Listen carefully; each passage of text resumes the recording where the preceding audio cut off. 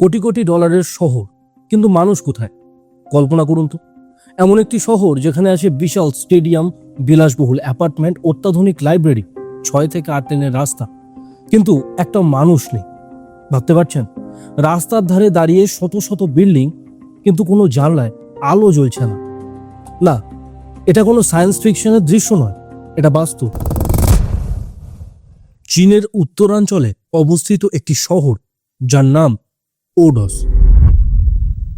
বিশ্বের সংবাদ মাধ্যম একসময় এই শহরকে বলেছিল চায়নাস বিগেস্ট ঘোস্ট সিটি। কিন্তু প্রশ্ন হচ্ছে, কেন কোটি কোটি ডলার খরচা করে তৈরি করা একটি শহর প্রায় খালি হয়ে গেল? এটা কি শুধু একটি ব্যর্থ নগর পরিকল্পনা, নাকি এটি বিশ্বের দ্রুততম অর্থনৈতিক উন্নয়নের এক অন্ধকার দিক? আজকের ভিডিওতে আমরা খুঁজে দেখব চীনের সেই রহস্যময় শহরের গল্প। চীনের উত্তরাঞ্চলে অবস্থিত ওডস শহরটি ইনার মঙ্গোলিয়া অঞ্চলে। এই অঞ্চল একসময় ছিল মরুভূমি এবং তৃণভূমির এলাকা, কিন্তু 2000 সালের পর পরিস্থিতি দ্রুত বদলে যায়। কারণ এখানে আবিষ্কৃত হয় বিশাল কয়লা সম্পদ।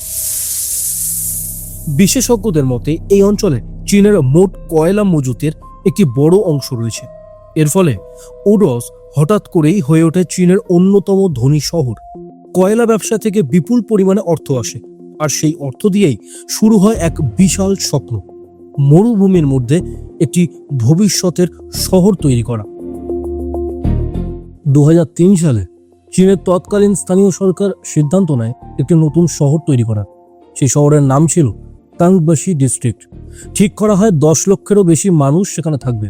বিলিয়ন বিলিয়ন ডলার ইনভেস্ট করা হয় সেখানে।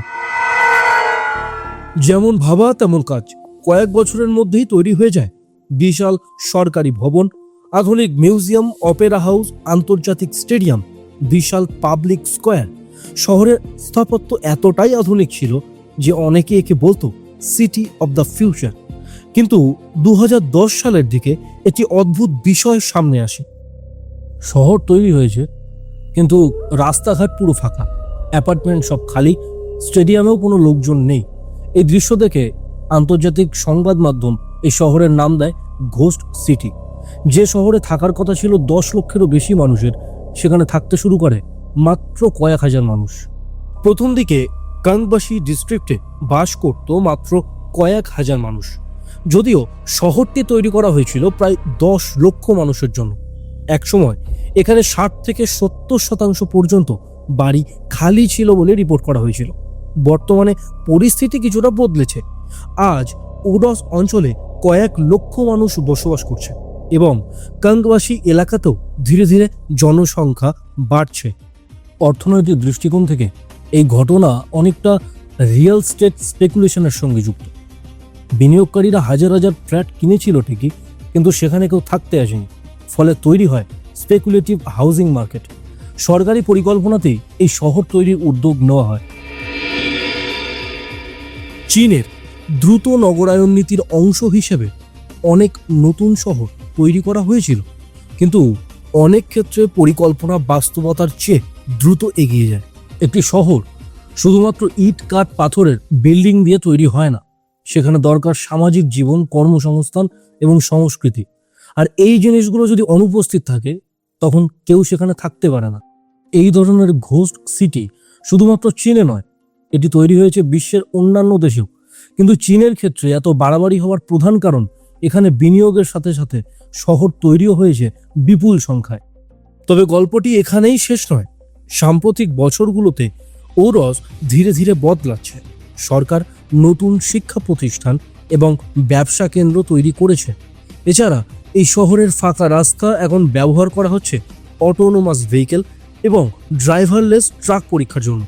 বিশেষজ্ঞরা মনে করছেন ভবিষ্যতে প্রযুক্তি, শিল্প এবং নতুন বিনিয়োগ এই শহরকে নতুনভাবে গড়ে তুলতে পারে।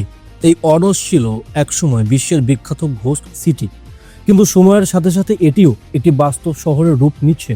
এই গল্প আমাদেরকে শিক্ষা দেয়, একটি কংক্রিটের দেয়াল কখনো একটি শহর তৈরি করতে পারে না। একটি শহর তৈরি হয় মানুষের সাধারণ জীবন, সংস্কৃতি এবং সময়ের গতির সাথে। কিন্তু প্রশ্ন হচ্ছে, নতুন করে ভবিষ্যতে আর কি কখনো কোনো ঘোস্ট সিটি তৈরি হবে অডসের মতো, নাকি চীনের এই ঘটনা সারা বিশ্বকে সতর্কবার্তা দেবে? আপনার কি মনে হয়?